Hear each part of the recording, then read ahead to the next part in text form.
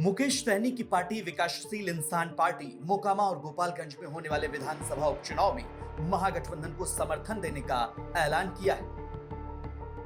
इस ऐलान के बाद से जेडीयू और आरजेडी के हौसले और बुलंद हैं। लेकिन मोकामा और गोपालगंज के बाद सभी की नजर कुढ़नी विधानसभा पर टिकी हुई है। अंदर ही अंदर यहां का सियासी माहौल गर्म होने लगा है।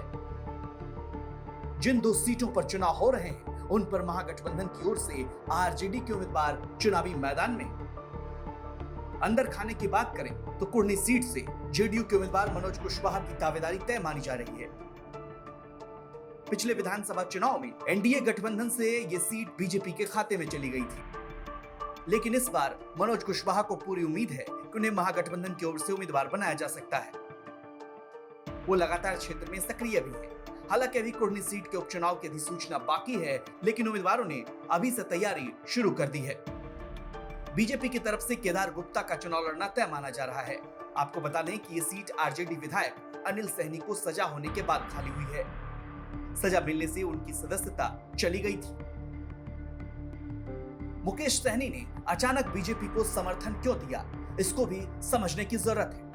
पहले मुकेश सहनी का बयान सुनते हैं। पहले निर्णय लिया गया था कि पार्टी की तरफ से हमें वहाँ पे चुनाव लड़ना था। गोपालगंज में हम लोगों ने बहुत हद तक पूरी तैयारी भी कर रखा था, लेकिन फिर बाद में हम लोगों ने निर्णय लिया कि चुनाव वहाँ पे हम नहीं लड़ेंगे, लेकिन भाजपा को हराएंगे और भाजपा को जो पार्टी, जो दल, जो प्रत्याशी हराएंगे उनको हम लोग मदद करेंगे। तो हमने सर्वे किया, उसमें हमने देखा कि भाजपा को आरजेडी के प्रत्याशी मजबूती से लड़ रहे हैं और भाजपा को हराएंगे।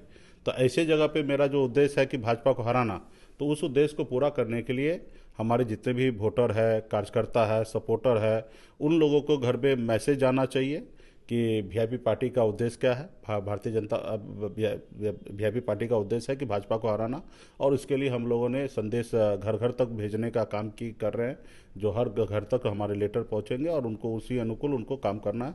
भाजपा को हराने के लिए अपने वोटर को जागरूक करना, समझा के उनको हराना है। तो इसके लिए पार्टी के पदाधिकारी सब तैयारी कर रहे हैं, और भाजपा जिस तरीके से हमारे साथ किए हैं, तो वो भाजपा तो ऐसा कोई उम्मीद न रखे कि हम उनको मदद करेंगे।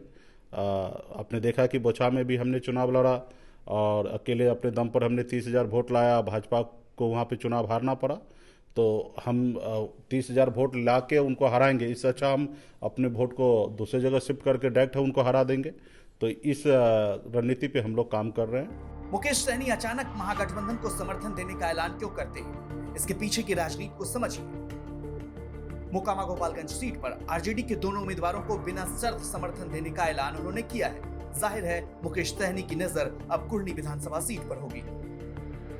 यदि आरजेडी का परफॉर्मेंस दोनों सीट पर अच्छा रहता है, यानी कि आरजेडी दोनों सीट जीतने में सफल हो जाती है, तो मुकेश सहनी पर भी दोनों दल विचार कर सकती है। हालांकि ये इतना आसान नहीं है। इस सीट पर अब तक जेडीयू का चुनाव लड़ना तय माना जा रहा है, लेकिन सूत्रों की माने तो अगर आरजेडी फिलहाल मोकामा और गोपालगंज सीट जीतने में सफल रही तो मुकेश सहनी के लिए आगे का रास्ता आसान हो सकता है। ब्यूरो रिपोर्ट, बिहार तक।